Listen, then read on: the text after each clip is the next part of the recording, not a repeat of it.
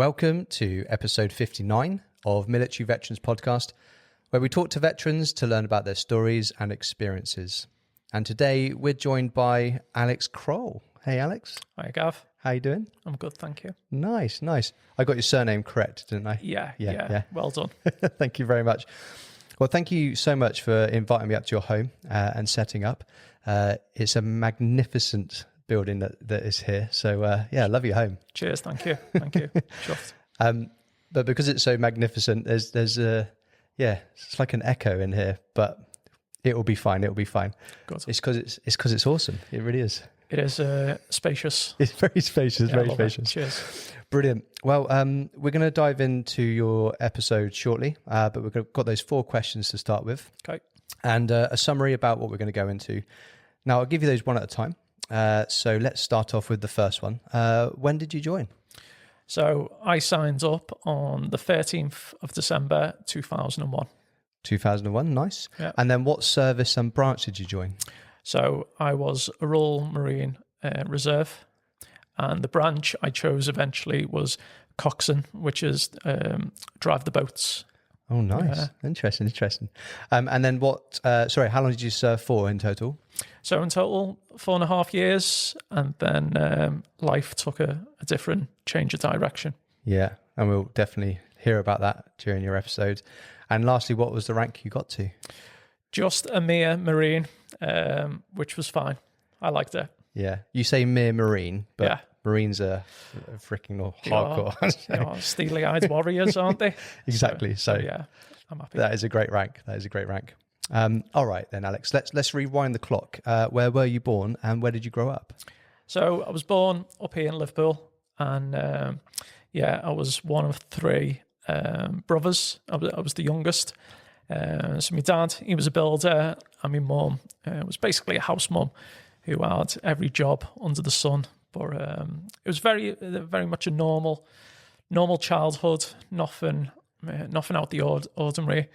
Dad worked hard, mum worked hard.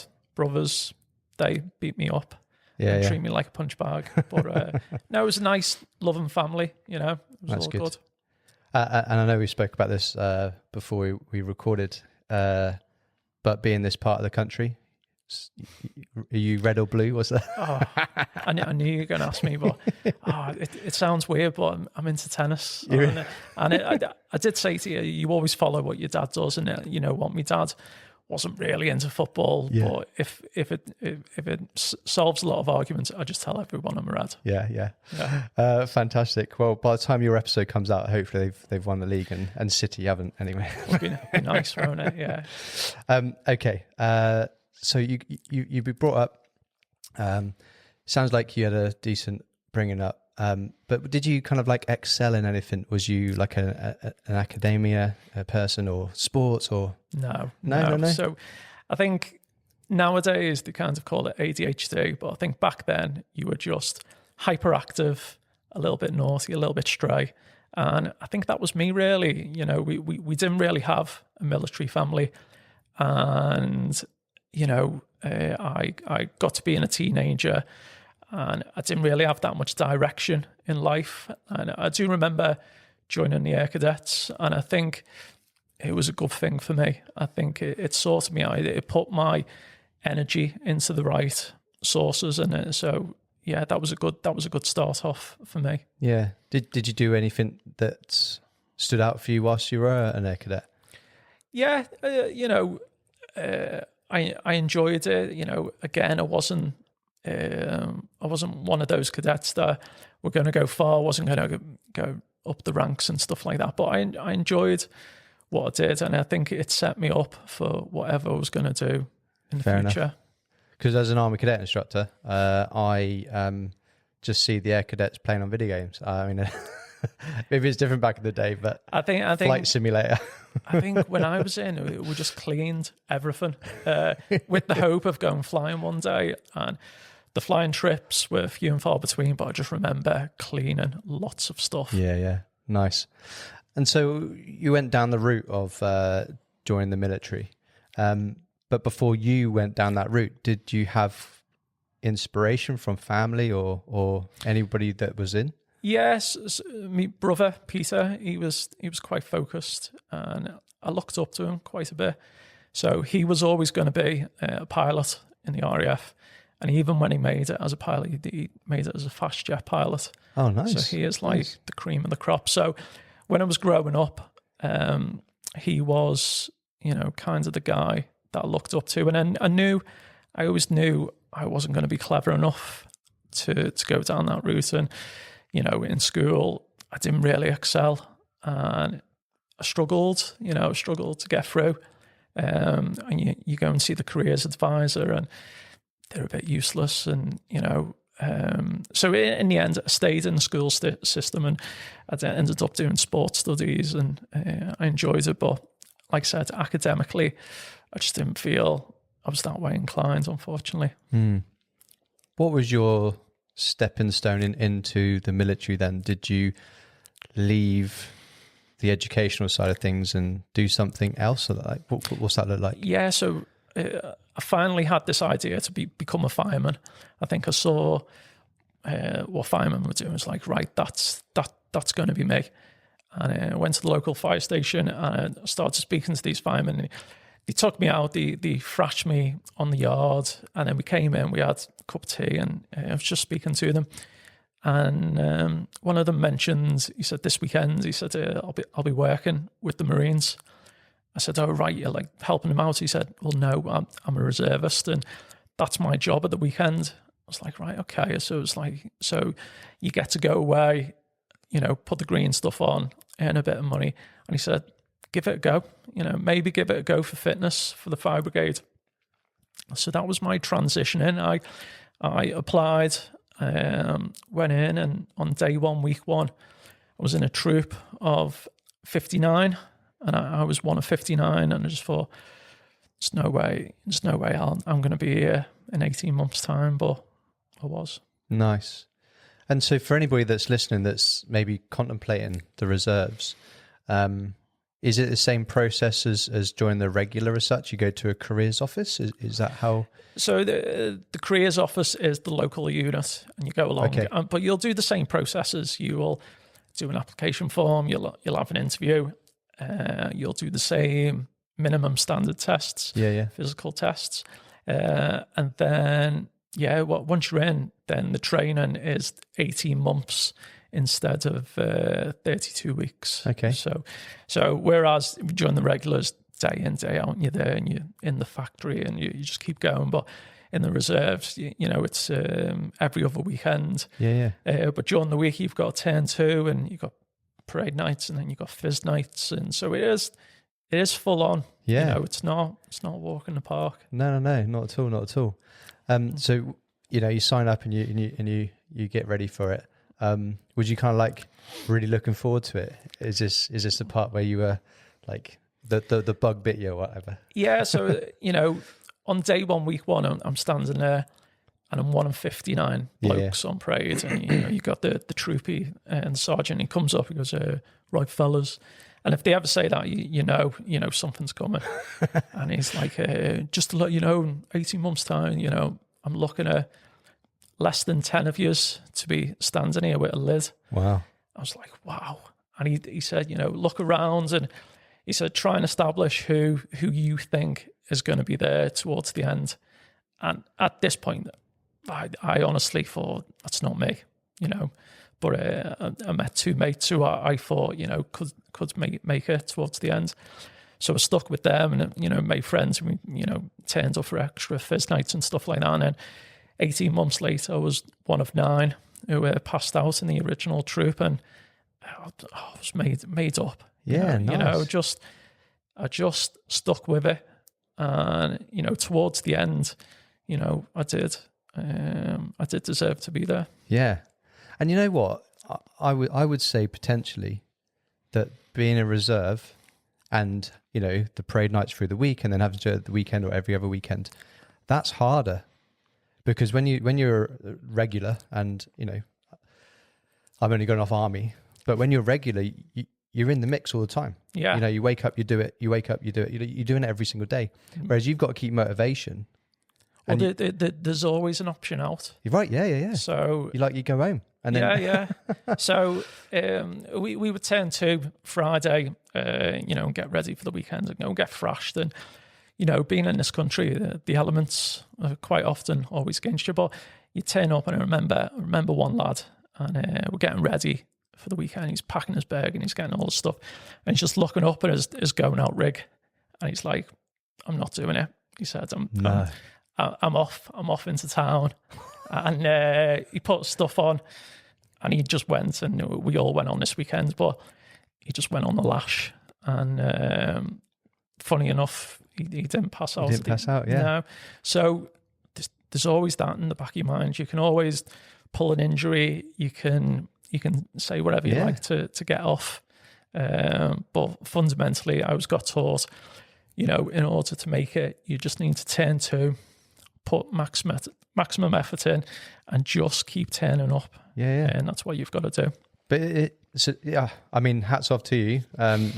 You got through it. 50 didn't. But yeah, when you sit down and think about it, it's actually more difficult because you've got that opt out. I never contemplated it. But it was a very strange group of guys. So we had one guy was a stuntman. We had a couple of gardeners, a couple of builders. We had a record producer who used to record produce. I don't know whether he was winding me up, you know what I mean? But it was a real mix of people, which is great, isn't it? Because you wouldn't get that in the core.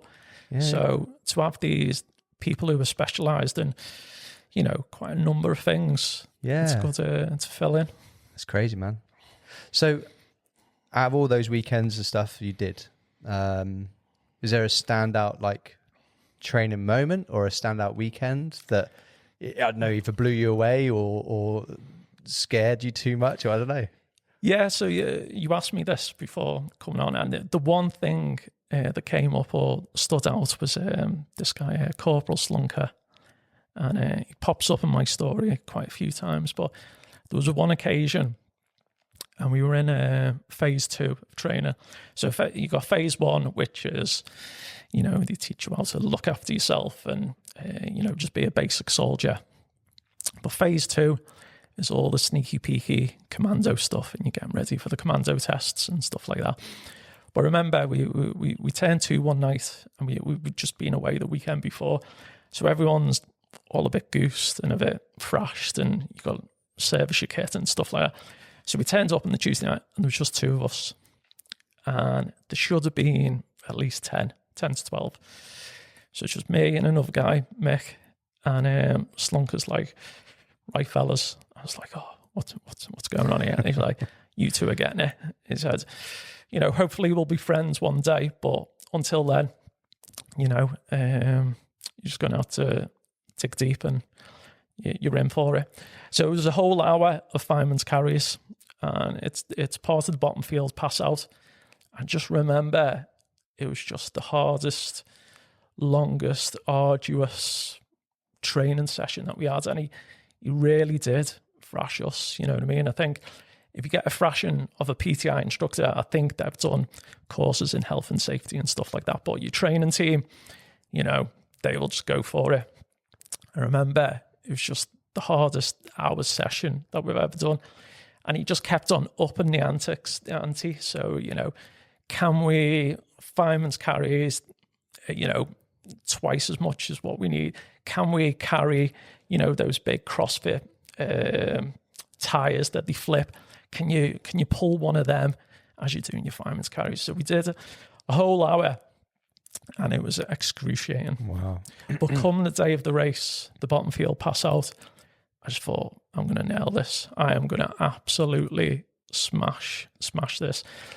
And I got paired up with the biggest guy, and I wasn't the biggest guy. So on the day of the race, I had the biggest, heaviest bloke, and I did. And it was all thinking back and recalling back to those arduous times, and building that back catalogue of, right, well, I've done worse than this. And they always say, train hard, fight easy. And that was that was a scenario that came to mind. Yeah, nice. Well done for getting through it and really not quitting, right? Because like that person that went out on the piss, you can easily just quit, but you didn't. You got through it. So what was your we call it pass off. So when you get through your phases and you become the soldier or whatever trade you're going for, do they call it the same in the Marines when you finalize it? Yeah, call it a passing out. Parade, yeah. Well, you don't really get a parade. Oh, you don't get parade? No. So if you're in the reserves, you got something called King Squad, and you'll spend 2 weeks doing your blues. You have a pass out parade. I remember as a reservist, it was a big anticlimax. You know, you work so hard for this thing. You were presented with your lid, and then you were just on the bus, just coming home, and there's your sarnie, there's your rations. You know, get on the bus, and I was like, "Is that it?" And then you were moving on to the next thing. So it just bypassed me, and it hit me like 6 months later on that, you know, I'm there and I've done it, but just. Oh, that's a shame. That's a shame. But you had your lid. You had the lid in your hand.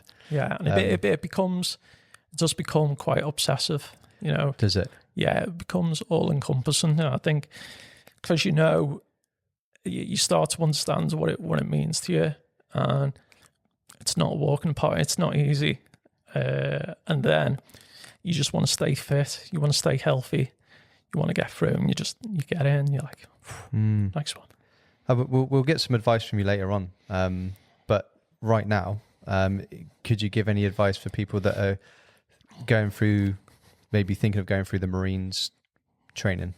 Just do it. Just do it. Just do it. I mean, yeah, I'm glad I chose, you know, the Marines. And I think sometimes you don't appreciate until afterwards, you know, there's a lot of respect in Civvy Street, and it was a good choice. Yeah, nice. So you come back. What's the next step after that? You've done those phases and you've got your lid. What's the next kind of like stepping stone in the reserves? So they get you ready. So your job as a reservist is to fill in the gaps for the regulars, and becoming ready in terms of live field firing, cliff assaults, and doing those sneaky beaky bits that sometimes you don't get to do during training. Mm-hmm. So I remember doing those bits and bobs, and it was exciting. You know, this had been what you were working towards. So we did that, and then because the reserves, they wanted you to have a speciality. So in our unit, it was either driver, LC, which is the coxswain, or a signaller. And just remember, sorry. That's right. Yeah, just remember, I always wanted to join the boat troop, be one of the boaties. Yeah. I get, but I was advised, you know, it's kind of dead man shoes type thing. It's like, oh, you know, why do you say that? And they were saying, oh, they're all quite old. You don't really soldier that much. And to be fair, I thought it was the complete opposite. You know, when I did the boat driving courses, it was quite soldiery. I think someone was giving me bad advice, but I loved it. And is that like driving the is that the assault onto like onto beach stuff like that? Is that what you mean? Or so we were down in Poole, and that's where the SBS are and stuff like that. But we would the Marines are the Queen's amphibious army. So that's where you'd get the troops and you'd try and assault the beaches. Okay. And, we started off on little raiding craft, and then you'd work up to bigger craft. Like, eventually it'll be those big Normandy, World War II type things. But I didn't quite reach up to that stage. Okay. But it was good what I did. Yeah. And so you said you've got different landing craft, I suppose, in some ways, different boats. How did you find that? How did you find kind of being you called it a coxswain? Is that right? Yeah. Yeah. Yeah. Because you're in charge of it, right? Yeah, we're in charge of the troops. So it was quite exciting. It was hard work because you're just getting battered by the elements. You're out on your landing craft and, you're trying to make quite big decisions, keeping everyone safe, achieving the mission of getting the lads to shore to do the objectives and stuff like that. And then you're trying to do things at night, which is another layer of discomfort. But yeah, it's good. Did you have night vision, or is it you got to work off of the moon? We didn't have night vision. I think if they gave us all night vision, I think half of us wouldn't come back with the equipment. We'd drop it, wouldn't we? Fair enough. And they'd be quite expensive. So, do you get assigned is it a detachment? I don't know what the best thing to describe it is. So we were called a 2 raiding troop, which is like the reserves raiding troop number, and the bigger affiliation was 539 Assault Squadron. And what would come up is there'll be lists on the board each month, and where the gaps were, we would go and fill in those gaps. And one of the detachments that everyone always wanted to do, but no one actually seemed to know anyone that's done it, was Diego Garcia, which is a little island, I think, just off Africa or something like that. But it just looked like the best deployment anyone's ever been on. They got the raiders and they're jumping off and into the sea, doing like scuba diving with the big turtles and stuff like that. And you're like, ooh, I'd love to do that. And it's like, no one actually knew someone that had done it, but it was like one day, that was the goal. Okay. And did you? I think after that you go off and do some things, don't you? So what's your first trip away or time away with your team? So yeah, I did quite a lot on the boats, which is quite nice. But I did quite a lot of different exercises. So one was called Exercise Tartan Eagle, and I went up to Faslane, which that's where the submarines are all kept.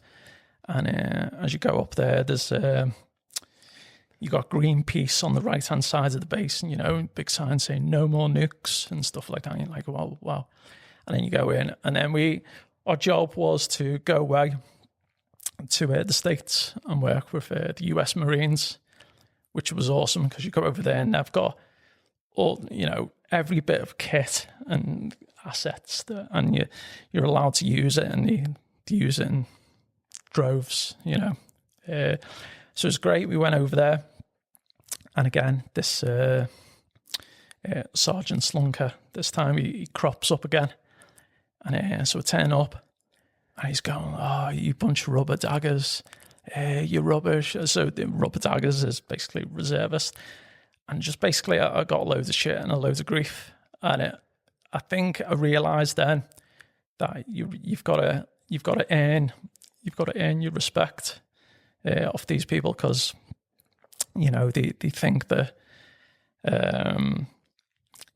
there's misconceptions, isn't there, that as good as us and stuff like that. So but the crazy bit is, he was giving me loads of grief. He was a bloody reservist himself, like was that. He? Yeah. So he passed out as a reserve, joined the regulars, came back in the reserves, back to regulars, and you can dip in and out.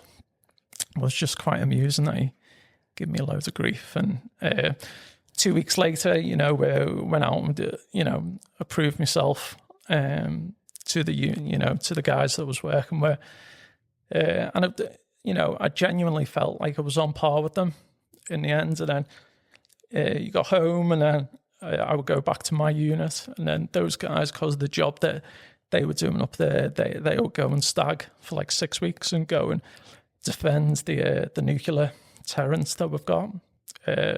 So their job was like 6 weeks on guard and then 6 weeks going off and doing these exercises wherever it may be. Yeah.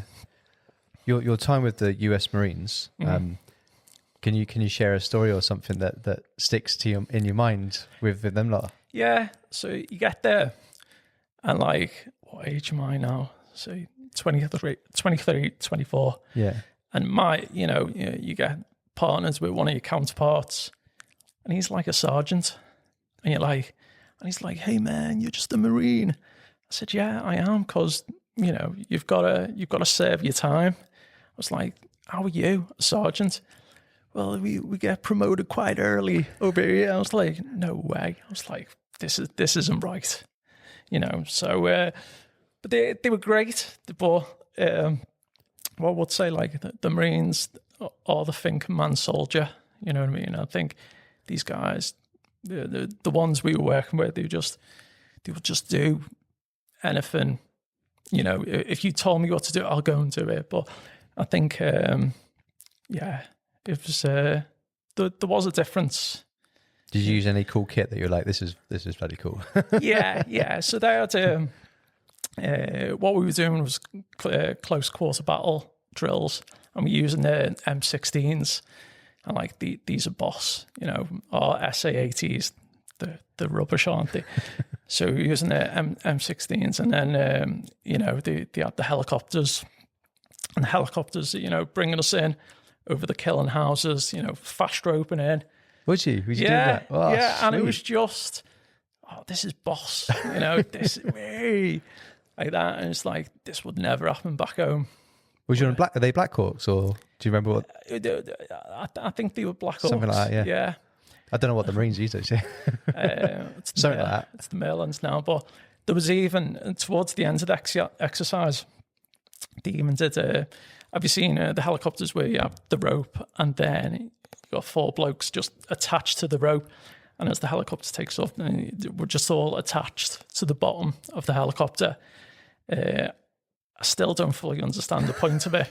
And you just dangle them from this helicopter and they take you round. Really? In a big loop, and they drop you back off. And it's like, what is all that about? Were you not scared? No. What? No. Which is the worrying point, really, isn't it? So, yeah. Oh, amazing, man. Yeah. But that's also an experience that not everybody's going to get a chance to do. So, no. Yeah, that's cool. That's the thing with the reserves. You look up at this sheet each month and you would pick and choose what you want to do. So there was a great freedom in it, not to, you could do, you could pick these things and it'd be great. Mm. That's why I loved it for so long. Like you say, you did that kind of stuff to gain your respect as such within your unit. But you did that. That's pretty cool. Cheers. So when you come back from there, like what's your next kind of like mindset? What you plan on doing next? Well, got home. I remember putting in for a paras course, and then the guy who tried to give the chit to, he just went, "Go away." He's like, it was far too young. Like he was like, "No, just go away." And I think they hold that as the carrot.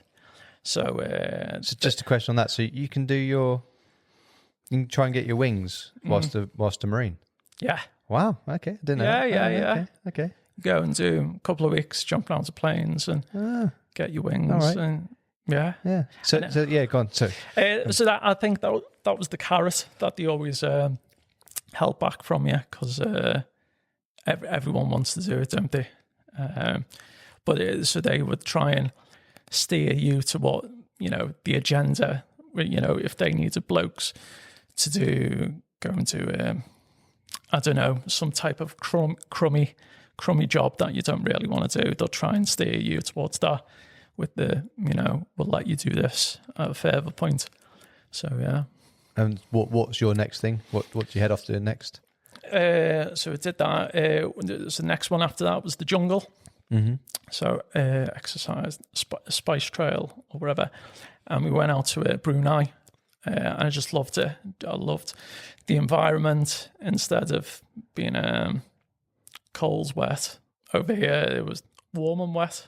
Over there, warm, wet, and sticky. And I loved it. It was, it was soldiering in a different manner. But yeah, it was great to convert your skills over that way. What stands out for you? Because I mean, most people probably never going to do the jungle. What stands out? Don't say the snakes, but no. So one of the lads, he didn't check his boots one morning, and he did. There was a spider in his boot. And is that what you do? You get trained to look in the... you all these little things want to kill you out there, don't they? So you're trained to check what's in your boots. But we spent one day just doing live field firing, just section attacks. I remember, again, it just didn't stop, and it was head down, just keep doing it, keep working on your maneuvers and stuff like that. And that was one day that I just thought, it was hard work. Yeah. But apart from that, everything else was dead exciting. Is it true you don't shave or something in the jungle because you don't want to get infected or something? Yeah. I don't remember shaving. No. And then night maneuvers were kept to a minimum because, again, there's lots of things to try and kill you. Yeah. So I remember getting some sleep. I was like, this is cool. Yeah. I like this. But it was hard work, because everything's just wet. Just you're wet, your feet are wet, and you've got to look after your feet your best you can. Wow. Yeah, that's another experience though. That's awesome. That's awesome. Do you do that often? I guess they do them kind of regularly, right, to keep you on top of things. But did you come back from that feeling like another box ticked? I got another bit of experience under my belt. Yeah, because a lot of the regulars, there's quite a number of years to go and do a package like that. Okay. So I was really young. I was starting to get lots of things ticked. Unfortunately, Norway didn't come up, which was Arctic training, so I missed out on that one. But I felt quite established by the time, as I was coming towards my accident. Okay. So is that nearby? Where are we in your timeline? So I'm up to. I was about to join the Corps on an FTRS contract, which is called full-time reserve service, and we reached the point where. And sorry, what's that for anybody that doesn't know? Is that where you're actually full-time as it states? I think the reserves, it does a job where it gets you in, it gets you keen, you pass out, and then. I was enjoying the normal civvy job that I had, and then I stopped enjoying it, and then that's when I was like, oh, I'm having a better time doing all this marine stuff. So I looked to join up, and your minimum term is like 4 years. So I signed the contract, and then a week later is when I had my accident.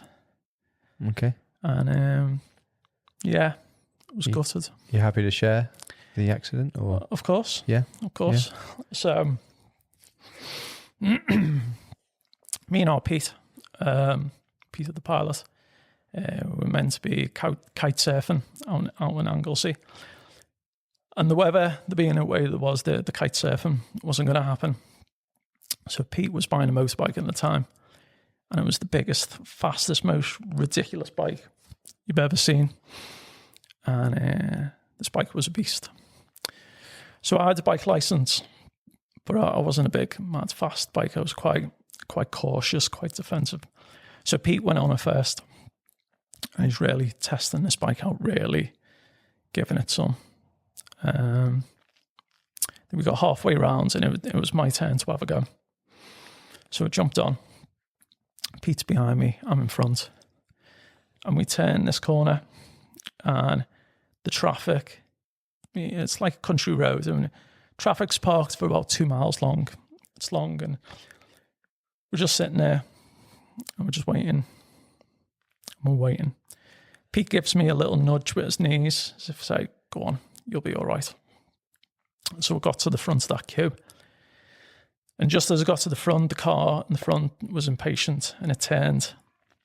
I had no time to react. So I went straight into the car. And it wasn't the crash that broke me back. It was that beast of a bike. That bike came up and broke me back in two. So I went into the driver's side. Bike came up. Pete went over the bonnet and he ended up down the road somewhere. But yeah, this car, it was a young lad, didn't check his mirrors, turned, jumped out the traffic, and I just went straight into him. Then yeah, I was lying on the floor. And I was there, loads of sirens, loads of noise. I reached down and I just couldn't feel anything, couldn't feel my legs, couldn't feel my chest. My hands, they still worked. And then my next thoughts after that, was this fireman. He's leaning over me. I started giving him a load of abuse, banter. I think I was trying to use humour to get myself out of this situation that I was now in. And he just said to chill out, relax. You've been in an accident. And after that just went dark. Okay. Mm-hmm. And I'm guessing that's when you get taken to hospital. Yep. And what do you remember next? You're here today, which is fantastic. So what happens next? Where do you go from there? So I wake up and I'm looking up at these lights and, it's really, these lights are really bright, intensive, and I can smell this bleach. And I know where I am. I'm in hospital.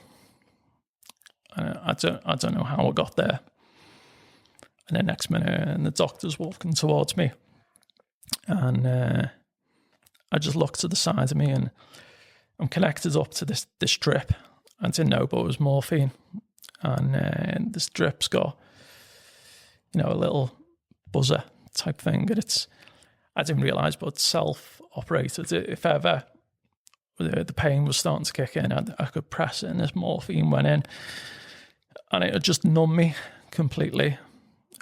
Not just my body, but my mind or whatever was going on. And I remember the doctor, he was trying to speak to me. And he's speaking quite loud. He's like, Mr. Krol. And I didn't want to speak to him. So I pressed the strip and the morphine would go in. Never done drugs or anything like that. And it was just amazing. Just floated away.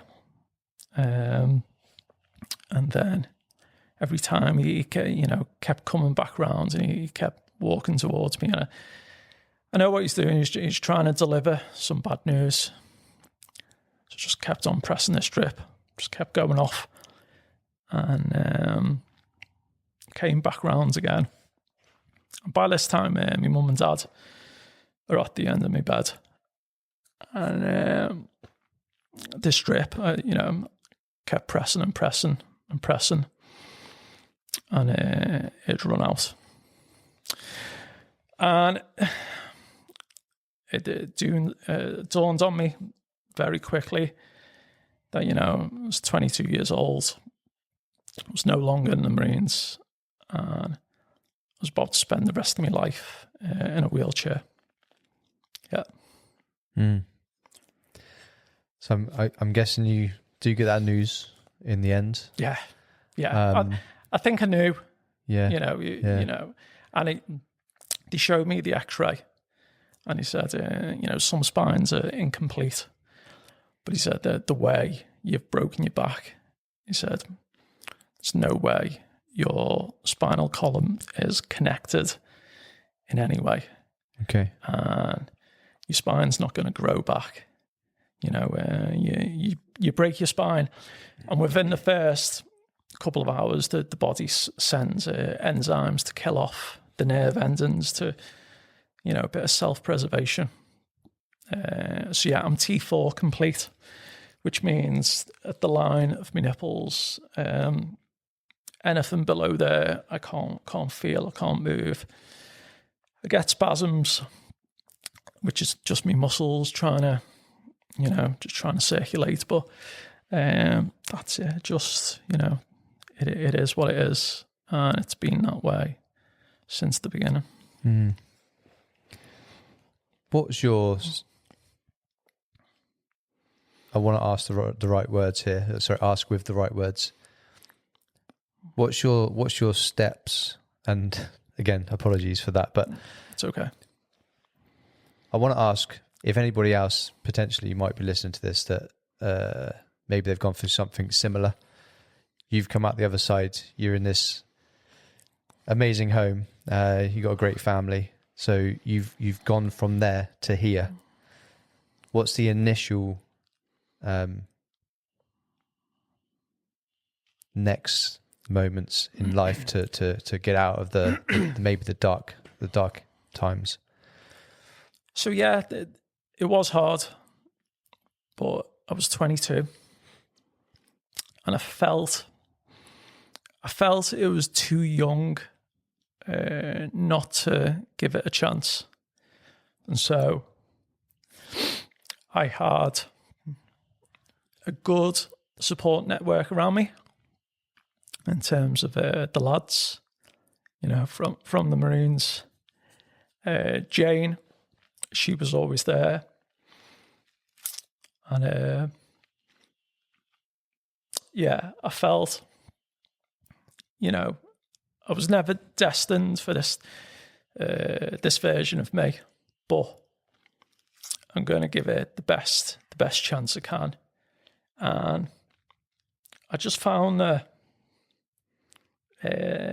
I was the only one that could get myself out of this situation. The rest of the world, or from what you can see, is falling around you, and everyone's distraught, and there's nothing. It's not a great deal anyone else can do. So I just found that if I could try and do the best I can with whatever I had in terms of ability or, me disability, I just found, I was a nicer guy to be around, and then people wanted to be around me. But yeah, it certainly helped with the lads from the Marines that still trying to treat me in the same way. And for me to get out there and make the right connections and speak to the right people and just give it a try, just try and get out there. But it was hard.